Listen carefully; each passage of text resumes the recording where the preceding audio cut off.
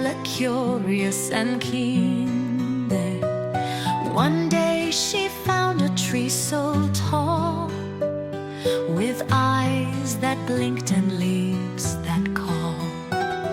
Hello, dear child, come sit with me.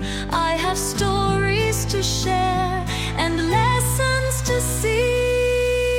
Listen close and you will find nature speaks so gentle and kind.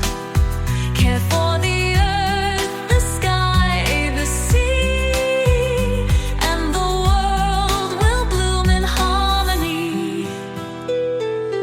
Why do your leaves look sad today?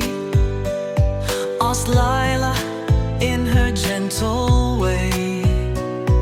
The tree sighed deep, its voice so low. Not many care for the seeds I sow. I'll help you grow, I'll spread the word. Every tree's voice deserves to be heard. Listen close and you will find nature speaks so gentle and kind. Care for the earth, the sky, the sea, and the world will bloom in harmony. Birds flew by with songs so sweet, landing softly at Lila's feet.